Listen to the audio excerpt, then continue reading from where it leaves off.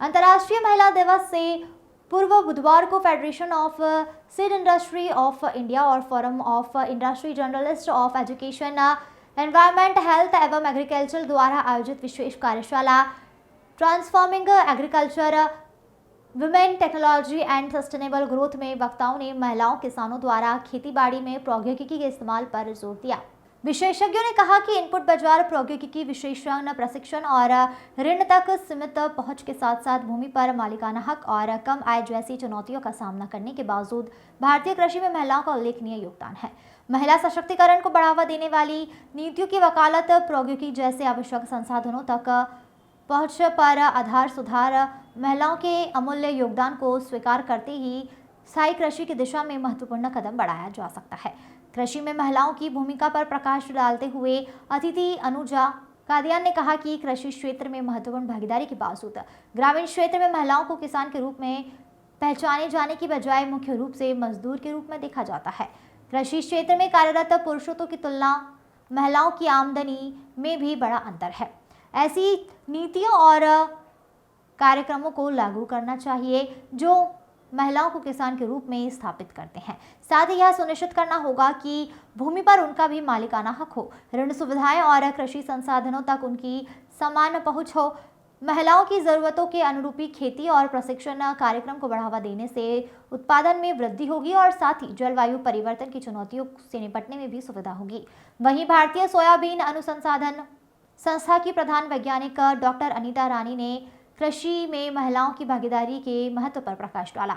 ये महिला दिवस के अवसर पर सबसे पहले तो मैं सभी कृषक जो महिलाएं हैं उनको बधाई देना चाहूँगी। ये जो कार्यक्रम है उसमें ये जानने की कोशिश की गई है कि महिलाओं को शासन द्वारा क्या क्या योजनाओं का लाभ दिया जा रहा है और महिलाओं को हम और सशक्त कैसे कर सकते हैं।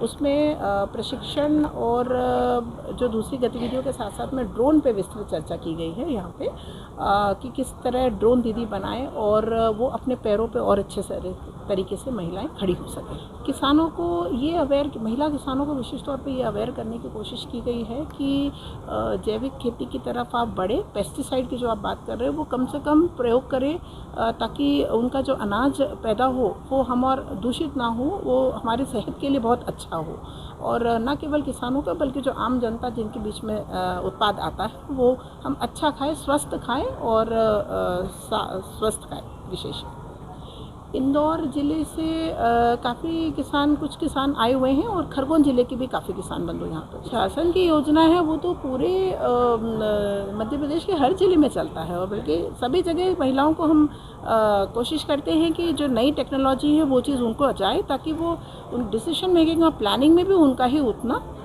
साथ रहे। ड्रोन में महिला किसानों को 50% की सब्सिडी है, जो कुल कीमत की 50 अधिकतम 5 लाख की सब्सिडी उनको है, जिसको ड्रोन दीदी के रूप में जो ये लोग कहलाते हैं, उसको 50% की सब्सिडी है। मैं शर्ली थॉमस, इंदौर जिले में परियोजना संचालक आत्मा। इस कार्यक्रम में बुलाया गया है कि मैं महिला किसानों को बताऊं कि अपना प्रोडक्शन कैसे बढ़ा सकते हैं, उनमें अवेयरनेस फैलाना, उस प्रोडक्शन को कैसे प्रयोग कर सकते हैं। क्योंकि मैं सोयाबीन पे काम करती हूँ, सोयाबीन की वैरायटी बनाती हूँ, तो सोयाबीन को न्यूट्रिशनल सिक्योरिटी के लिए, घर के लिए एज ए बिजनेस वो कैसे यूज़ कर सकती हैं, इस काम को बताने के लिए मैं यहाँ आई हूँ। आपका नाम? मेरा नाम अनीता रानी है और मैं सोयाबीन संस्थान में एक ब्रीडर हूँ जो कि वैरायटियाँ बनाती है।